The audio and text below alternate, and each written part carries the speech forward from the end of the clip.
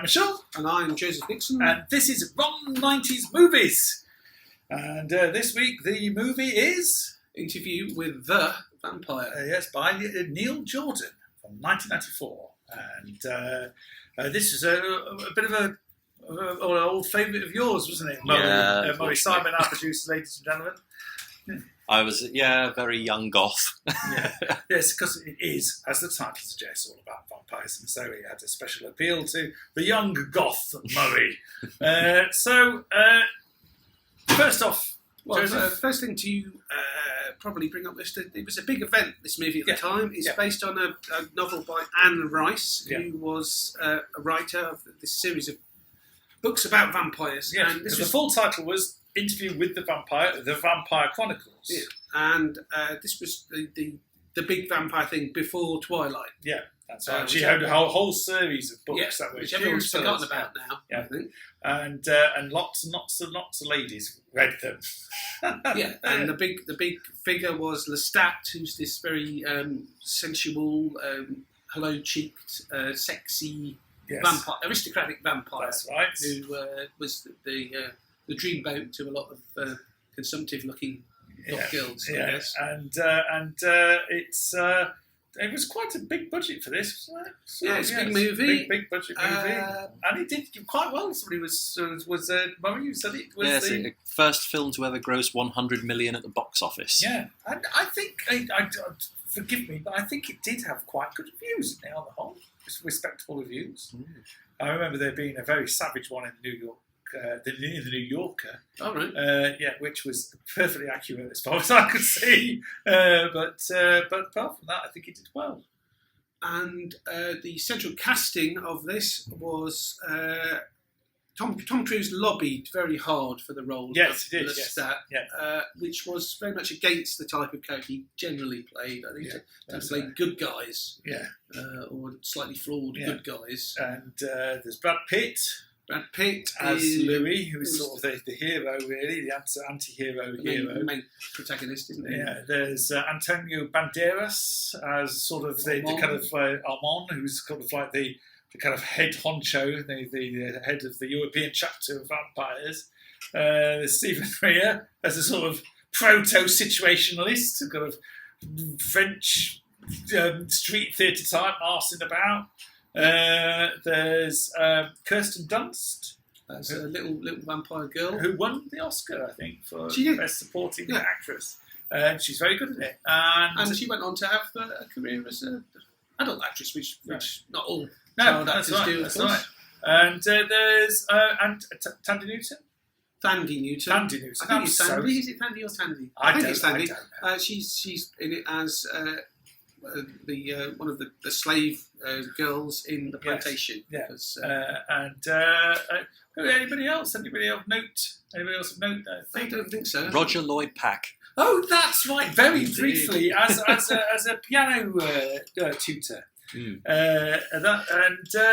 Best known as Trigger from Only Fools and Horses. And the dad of Emily Lloyd. Yep. Yeah. What's the plot of this movie? Okay, so it's Interview with the Vampire. Yeah. So we start off in modern day New Orleans, and Brad Pitt has inveigled Christian Slater. Yeah, we haven't mentioned Christian Slater. Christian Slater. Yeah, that's right. Replacing River Phoenix, who was meant to be the interviewer but died shortly before filming took place. Yeah, and Christian Slater is, for reasons best known to him, never explained, interviewing Brad Pitt, not knowing he's a vampire. There's we've got no reason is given for why he is interviewing him. He's presumably obscure figure. He's not launching a new novel. He's not taking part in a movie.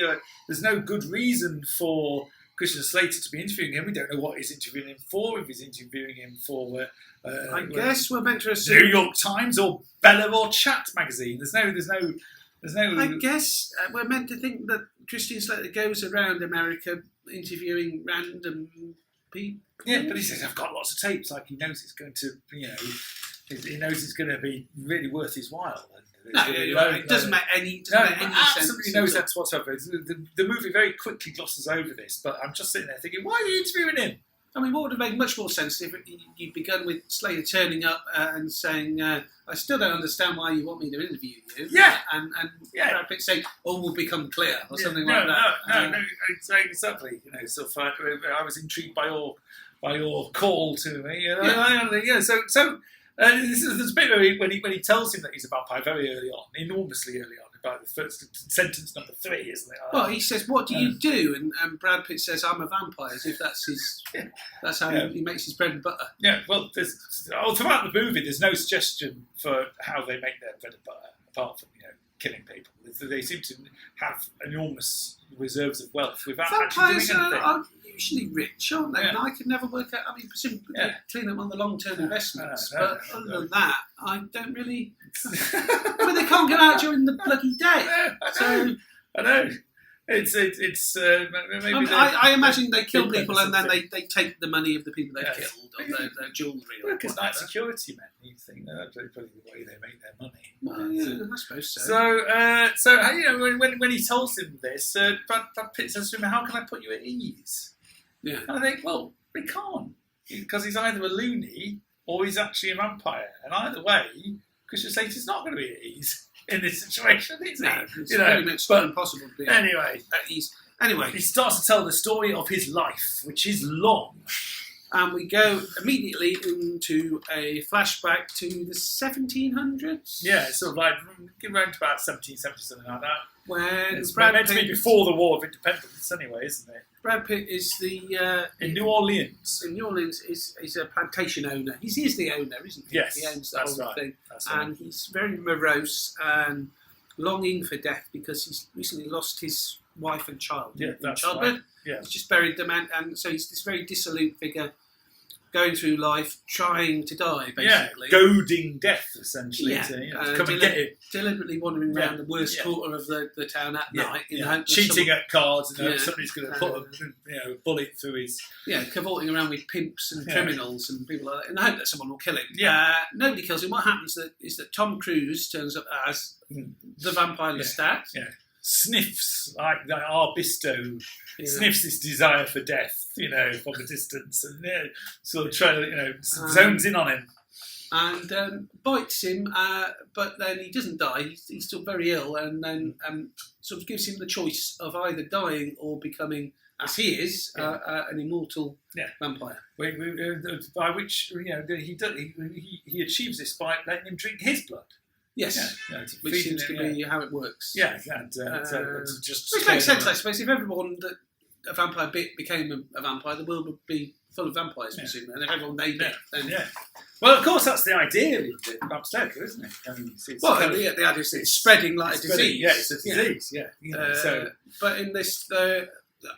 one thing to mention about this film is, for the most of the film, the only vampires in the world, we think, are Brad Pitt and Lestat. Yeah. Basically. There aren't any more. No. They never meet anymore. No, that's it. It's just those two going around with a trail of, of bodies. Yeah. And nobody working out. And even though it is New Orleans, and, they're a bit corrupt. And they're not paying much attention because all the drunk and they're constantly converting. Well, that's meant to be the idea where it's sort of Sheffield or something. It might not have...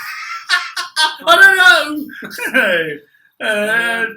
So the film goes on from there with the two of them. Lestat gleefully taking his pleasure in killing people and draining their blood, and Brad Pitt's Louis much more circumspect about the whole being a vampire. He's like a vampire vegetarian. He doesn't want to kill humans. He's eating rats, eating dogs, eating that's right. ferrets, that sort of thing. And all the way through, sort of, Cruise keeps trying to tempt him with a bacon butty, doesn't he? Or the vampire equivalent thereof. So you want it. He's giving it all the giving to your true nature, that sort of thing. All of that. And then, part way into the film... Because he's a good guy, but even though he's a vampire, Brad Pitt sees Kirsten Dunst, who's... And he sort of gives in to his urges and bites her, and then... because she's kind of an orphan because she's by her mother's dead body. There's a plague in New Orleans. Of course, they're impervious to disease because they are they are vampires, and so they're able to wander freely around this sort of pestilential area. And he takes pity on Kirsten Dunst and bites her, drinks her blood, and then Lestat turns her to make her into a vampire aged 11. So she's this eternal. So she's stuck in this eternal childhood, and she quite relishes being a vampire, doesn't she? Yeah. She doesn't mind killing people and eating them and draining their blood. And she's sort of, childlike. She likes dolls and things, but that's very right. vicious. Yeah, well, one day she works out that she's not going to grow into a full-grown woman. Yeah, and works out that she's actually a vampire. She hasn't. Takes a long time. So some decades for her to work this out. She 30 hasn't. years, She hasn't thought that her killing people by sinking her teeth into their neck was the thing that made her a vampire. It was the fact that she's not grown into a full woman that made her. She hasn't worked anything. What makes her realise it is that when she tries to cut off her hair, her ringlets, they instantly grow back. I would have thought the big giveaway was that she was drinking human blood. Personally, that might have been the thing that led her to think that she wasn't a normal child. Well, you should probably mention the hair bears quite a large sort of. It's quite a big theme in this. Yes, it is. All the men have got long, lustrous hair. Tom Cruise, who lost a lot of weight for this role, looks ridiculous. I think he looks like an engineer student. He just put a Metallica t-shirt on him, and a sort of snake bite. And there's a bit where he and Brad Pitt are sort of rolling around the floor together. I thought they looked like a status quo tribute band. The person that Tom Cruise most resembles for me in this, he's Miles Hunt from The Wonder Stuff, and he's about as threatening as that.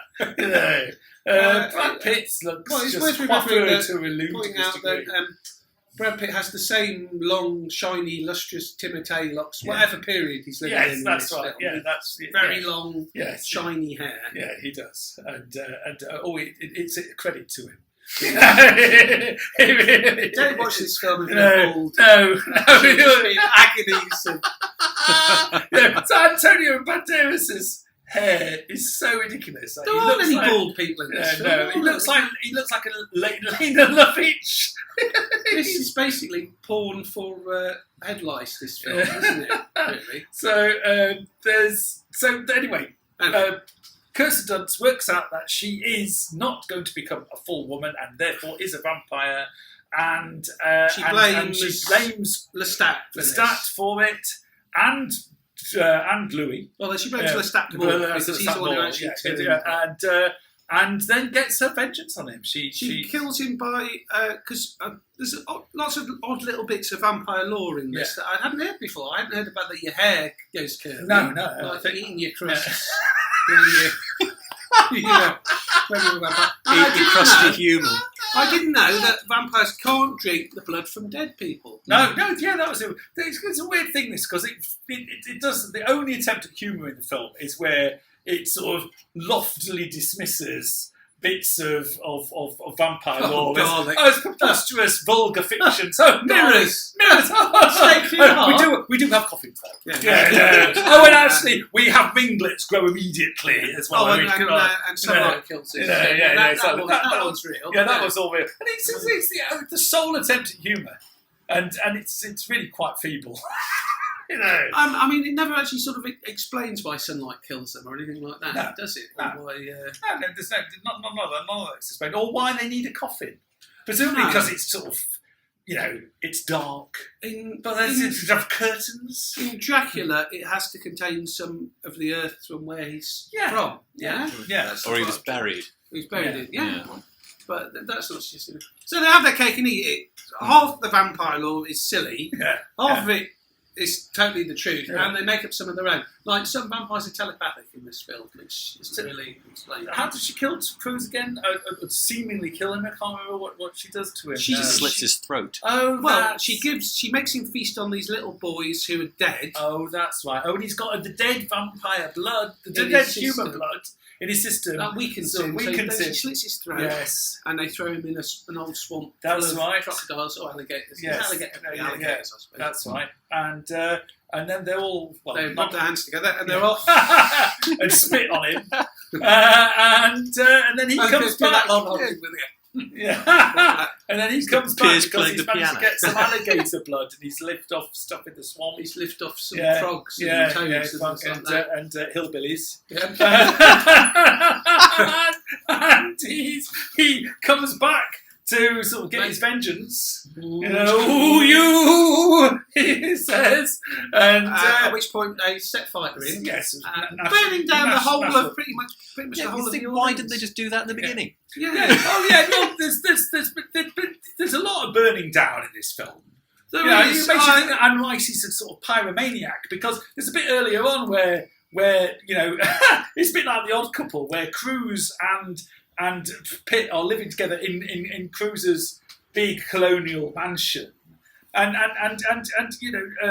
in Brad Pitt's big colonial mansion, and you realise that Lestat's meant to be this sort of like aristocratic figure, but he hasn't actually got any gaff of his own. He's just sort of like he's a bum. He's a bum. He's going to crash at Louis' place, and I don't know for some reason. Yes, Louis is, in a way that some might find unacceptable, is a slave owner in this movie, and the slaves are upset naturally that they think he's a vampire. They were fine with him seemingly being a slave owner, but they draw the line at him being an actual vampire. So they kind of sense it because they're interviewed who slightly racistly suggested that they have that nobody else picks up on this, by the way, but just the Sandy Newton's character says something like you ain't been down to the camp lately, master, or something that. That's right. So they've conned on that he doesn't actually go out in no, the day. No. Doesn't eat anything. So they kind of know, and because of this, it's after they've dispatched Tom Cruise. No, it's not, isn't it? It's long before that. What's that? When he sets fire to his own house. He sets fire to his own house quite early on, after killing Sandy Newton, and sort of accepting that he's going to become a vampire at that point. Then he sets fire to the whole of New Orleans, and as well as Tom Cruise, and they escape. They got their boat. They go off to Europe. He comes on a kind of grand tour trying to find other vampires, doesn't he? And they're coming up with absolutely nothing. Romania, there aren't any vampires in Romania. No, not there. It's just a vulgar fiction, of course. And presumably he sort of turns up and people just sort of go, like that, I guess. Until they get they all. Yes. Yes. Humouring him like Frankie Howard did. Yes. Just yes. And then he winds up in Paris, naturellement. Pretty much immediately. It's a bit like in Taken. Have you seen the film Taken? The Liam Neeson film. Oh, yes. Liam Neeson's film, his daughter goes to Paris and immediately gets human trafficked straight off the plane, basically. And then he turns up and immediately finds the bad guys, pretty much. Yes. Because usually in thrillers it's quite hard to achieve, but within about 2.5 minutes. Well, you don't want to waste any time. He's got to hit them a lot, hasn't he? That's the point. But anyway, what are you going to hang around with? In this film, they go to Paris, and pretty much within sort of half an hour, they find they find lots of vampires. They find vampires who are masquerading as actors, pretending to be vampires. Yeah, who they've taken over. They have a theatre set in what is presumably a deconsecrated church, which is probably the only example of a deconsecrated church being used as a theatre that I could think of before, like the 70s, when art centres and that were built into it. And much like the kind of art centres that are in deconsecrated churches, the play that they put on, Theatre of Vampires, is like the worst night's entertainment you could possibly hope to see. It's not very good. It's not very good. It's sort of grand guignol production where they kill someone. Live on stage, and they pass it off. Girls on stage. Yeah, they pass it off as some kind of special effects. And is that still recording there? Oh yes, it is. Sorry, just it's so they suddenly find all these vampires. Antonio Banderas is the leader. Yeah. And the head, the sort of narrator of the production, the play, is just truly awful. Stephen, makes the play that's being put on in Baron Munchausen, look good. Yeah, it does. There's lots of puffs of smoke. Yeah, that's right. The special effects are absolutely impossible. They would have taken 10-minute long bits of incidental music to cover the changes for. These happen immediately. Presumably, we're not told this is because as vampires they have some kind of magical ability to do this. But anyway. They turn up with. So finally, he's found this big, loads of them, loads and loads of vampires. Antonio Banderas, all somehow magically making a living out of this terrible play that's running. So Brad Pitt is happy. Off Broadway production. Is happy because very off Broadway. Off Broadway. Brad Pitt's happy because he's found his own kind, and he thinks there are secrets they can impart about what it all means. But the vampires is one of the things which I don't remember from before. They're a little bit telepathic. Some of them, they can sort of read sorts of. They kind of really work out that he won't mention Lestat, who had been one of their number. He'd been a big vampire in Europe before going off to the New World, and they work out tracking America quite quickly that he's killed Lestat, and that is the one thing you're not allowed to do. That's the big no-no. They are completely immoral in every other regard, but they're sticklers for that. They'll kill children. Yeah. But they go, if you kill one of their own, then they're very faithful. So they work out that he's killed Lestat. Unfavourably, let's say. Yeah, and they descend on Brad Pitt and Kirsten Dunst and this woman that he's recently turned into a vampire because Kirsten Dunst wants a mum. Yeah, that's right. And they kidnap him, take him back to the disconsecrated church. Very heteronormative of her, I would say. Yeah, I know. Yeah, honestly. Bad scene, man. And they kill Kirsten Dunst and this lady by sticking them in a well where the sun's slowly going to move over and shine down. And they get burnt to a crisp, like something out of the last days of Pompeii. Aye, and they stick old Bradders Pitt in a coffin and chain him up and brick him up behind a wall and say, "Ha, how'd you like them?" But Lena Lovitch comes along and frees him, and because he wants Antonio Banderas wants a companion. And Brad Pitt takes a terrible fiery revenge on these vampires, burns the church down, kills them all. Liberally douses the church in barrels of petrol, doing this, without much regard to his own safety. Well, there's loads of candles aflame in this place. I can't help but feel. You're right. I did think.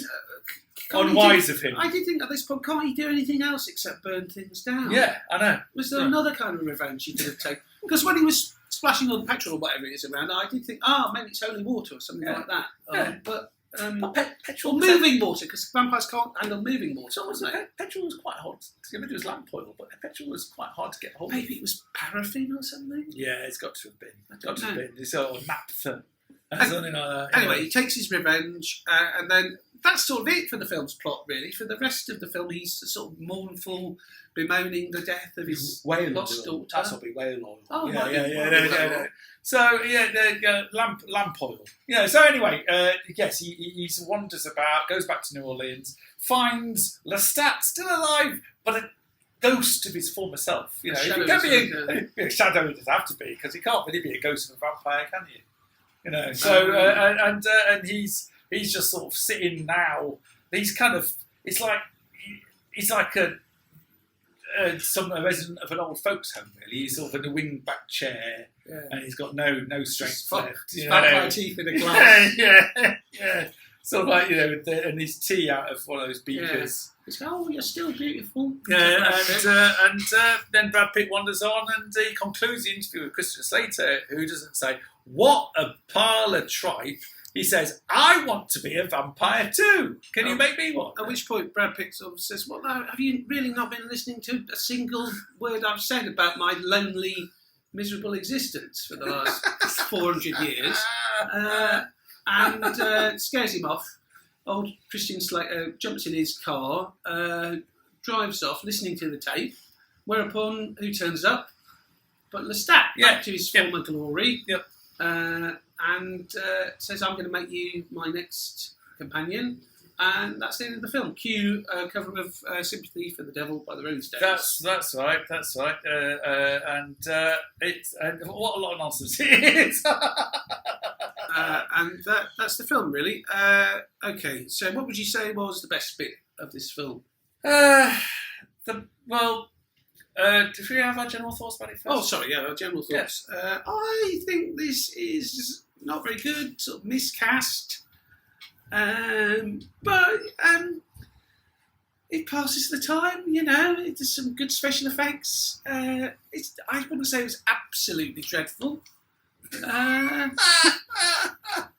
I mean, when Stephen Rear's twatting about standing on the ceiling, raising his top hat, I did get a bit of a wish to end my life. But I think it's sort of middling. Doesn't really work. I don't think it's the worst thing ever. Yeah, I think you're less fond of it, weren't you? Yeah, I found it quite hard going. I didn't like it at all when I first saw it at the cinema. I haven't got any better when I watched it the other day.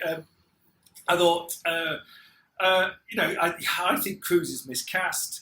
I think Cruise's talent is that he plays cocks. He plays, arseholes, really. People who are unlikable, but there's just some little shred of humanity in them, and eventually in the film this wins out. That's the roles he always succeeds in. Things like do Top Gun Maverick, Magnolia, Jerry Maguire. Colour of Money, Rain Man. That's what he does, and there's something very modern about that character. He doesn't feel very believable in a historical setting, and also he's got no grandeur really. And I think you say that he's good at playing immoral. I totally agree with that, but there's no.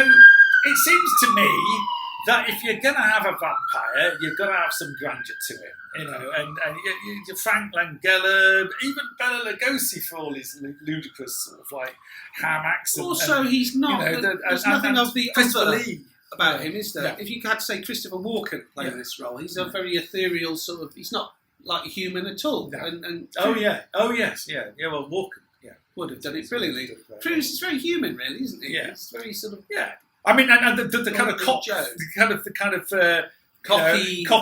asshole thing he does is very closely aligned to the bit of humanity in him that is sort of worth saving. That is his shtick. That is pretty much what he's done. So it's very weird that he wanted to. Was it just that he had that actor's vanity where he thought, I'm going to show what I can really do? It was the big role of the time, wasn't it? Everyone was talking about it. It's just very weird. He's the accent he does. He sounds like Roddy McDowall, who of course plays Vampire Hunter in Fright Night. Yes. Yeah. So Peter Vincent, he's the horror host. Yeah, that's right. That's right. Destroying the real vampire. The hair. I can't take the hair. The hair is crazy. It's. I think I don't know if I mentioned it earlier when they're rolling on the floor. They look like a Status Quo tribute act. There's a lot of long, lustrous hair in this. I thought the main problem with it was that it kind of. If you're doing something like vampires or superheroes or something like that, essentially the premise is preposterous, and you kind of have to accept that. And there's some way that you have to acknowledge it. Either you do it humorously, or you sort of lean into it, or just some way that now all the best stuff that deals with this manages to do that quite quickly. And then you get into the meat of the story, because there'll be some other way. Once you accept this preposterous premise, there'll be something that's human, and this wants to be a meditation on mortality. Is essentially it's desperate to be a meditation on that. But the trouble is for me, it's too enamoured of the whole notion of vampires to question. I mean, you're just meant to take it seriously right from the start, and it doesn't succeed for me. Because I don't believe, I'm not one of these people who secretly wants to be a vampire. There's quite a few. It amaze me. So I mean, Murray secretly wants to be a vampire. When I was 20. So it's too enamoured of it, and it doesn't step back.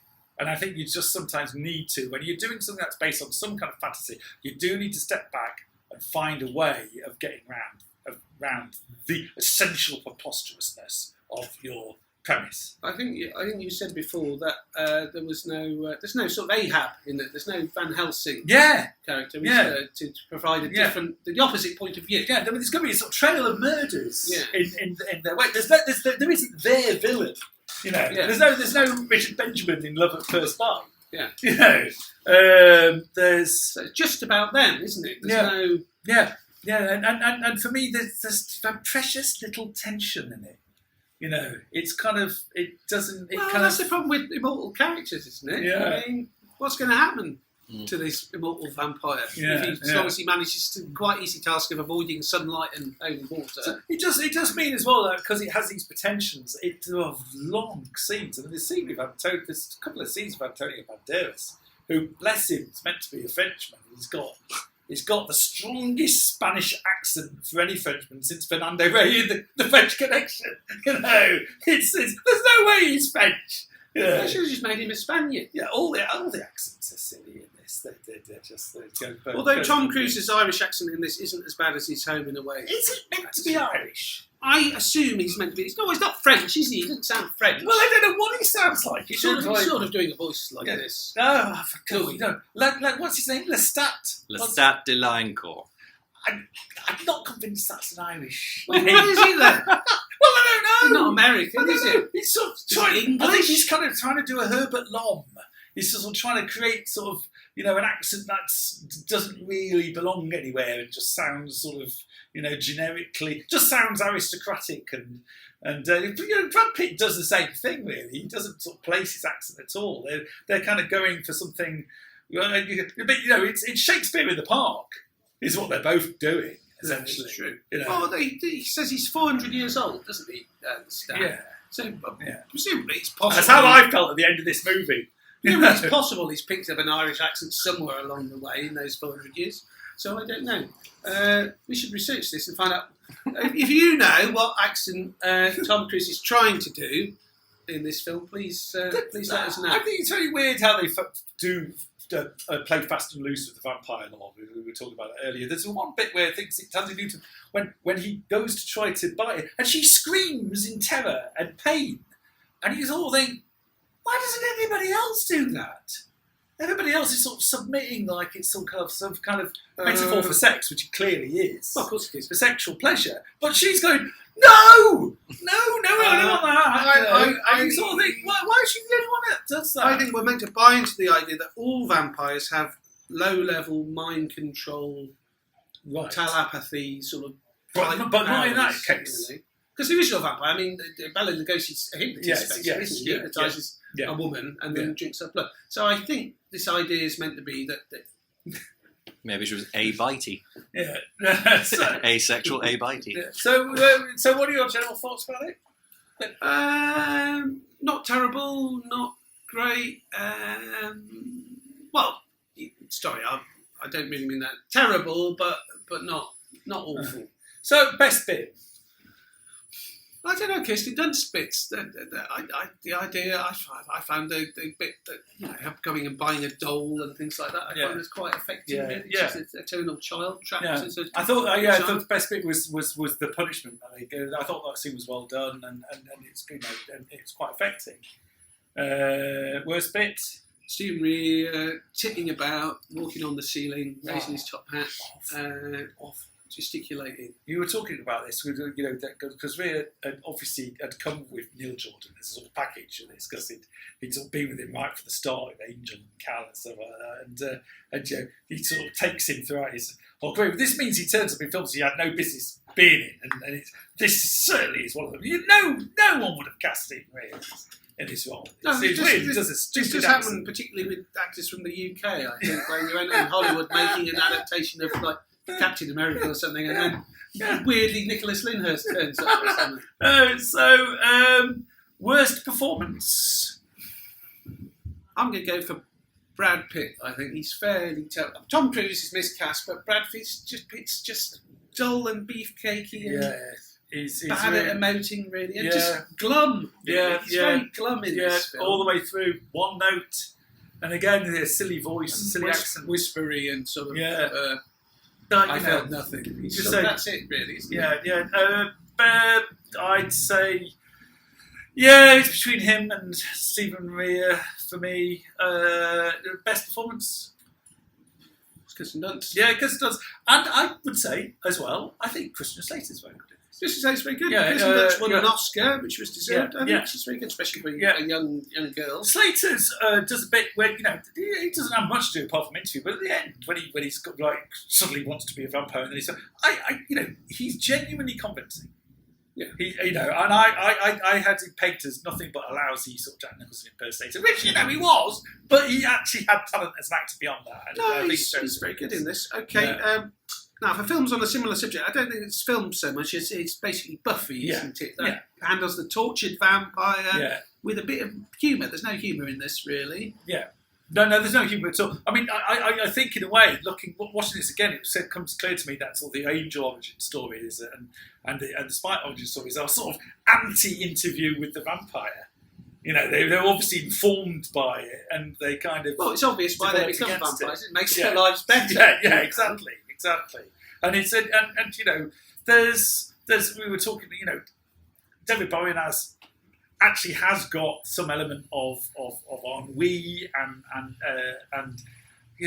having lived a while and sadness in him that it doesn't actually just weigh down his performance. Yeah, which I think he does. Brad Pitt is just glum and depressed, basically, the whole thing. What about what makes Saving Grace? Saving Grace. Kirsten Dunst's performance and Christina Slater's performance. Also, it does look great. It looks good. The special effects are fantastic. They were obviously done in an era before CGI. Yeah, they hold up. They don't look they used animatronics for a couple of the. I think it was the same animatronic company as Jurassic Park. Oh right, okay. Well, there's a bit when Stephen Rea is sived in half, and that's really the stats throat is cutting.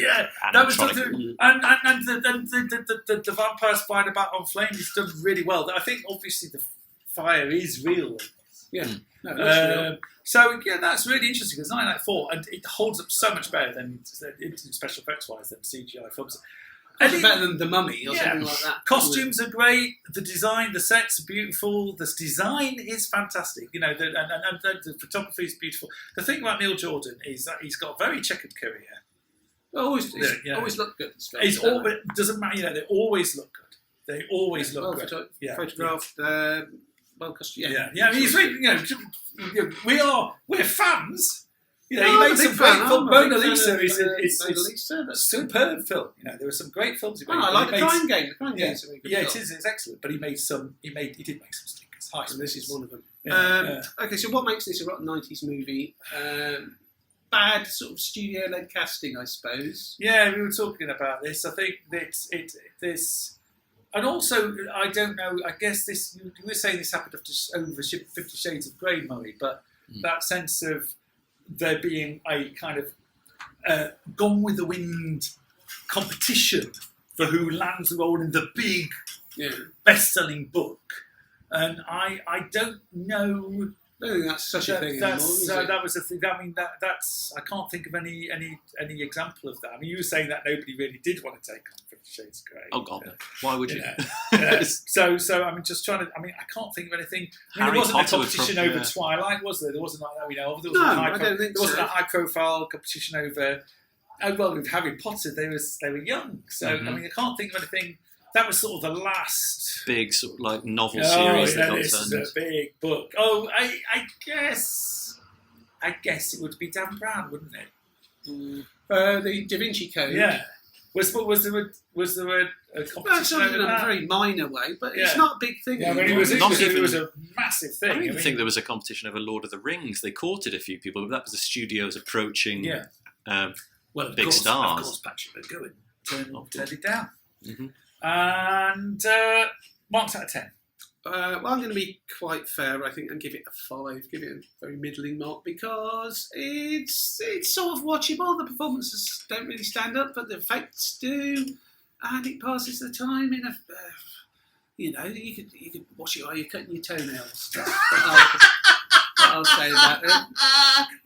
I'm going to throw this to you because you've watched this a lot. I had fond memories of that. It was like the hyper-sexed thing that a lot of women in my life when I was a kid. Because it is very homoerotic. Mm. You know, if you like the idea of long-haired Brad Pitt and long-haired Tom Cruise, which a lot of women back then did. It's kind of snogging, basically. Yeah. And I have fond memories of that film, or rather what was going on when we were watching it.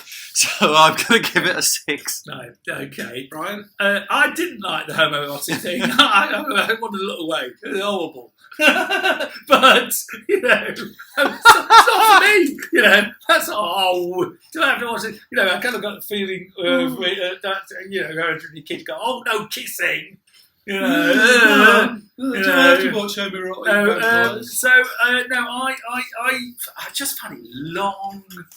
It's just it was not as long as Henry and June, thank Christ. Well, but it was just long scenes of them sort of like going, you know, Antonio Banderas and him talking about, you know, whether they're going to be best buddies or not, and it just goes on forever. You know, well, talking about the homoerotic aspect of it, I was just reading that Anne Rice rewrote it because she thought Hollywood wouldn't accept it. So Lestat was going to be a female character, and it was going to be Cher. Blimey. Right. Mm. Okay. Well, we were spared that. We were spared Cher vampire. Cher turning up. Yeah. Sort of like, you know, Cher was a vampire. I mean, that's sort of a kind of practically isn't it? Casting equivalent of Coles to Newcastle, isn't it? You know? They could have got Meatloaf to be. I'd have watched that. Yeah. I'm going to say 4 out of 10. Mm. Fair enough. Well, one thing I would mention: best bit, the Haydn, the Haydn piano sonata. It's great. You popularised it for you know, people went, oh, there was a kind of Moonlight Sonata-y thing by Haydn before Beethoven. And yes, there was. It's great. And the George Fenton score is very good. You know, it's quite, you know, it's weird because it's kind of Lutoslawski, you know, lots of like weird detuning strings and things like that, and lots of growling brass. But it's that kind of modernist, post-modernist in a proper sense of it. Score is quite old-fashioned now. You don't hear that much. No, you don't. These No, days, and it's nice. It's nice to hear it. Yeah. And that's my thoughts, mate. There we go. Thank you very much, ladies and gentlemen. We will see you. Sum it up in one Interview word. with Vampire. So what I say? Would you sum it up in one word? Oh yeah. Oh, sorry. Thank you for reminding us of that. Thank you. I'm going to go for morose, I think. Silly. Morose and silly. Camp. Morose, Camp. silly and camp. Right. Thanks very much, Like ladies the and worst gentlemen. That was dragger. the interview with the Vampire and Thank you. modern 90s movies. See you next week. See you next week.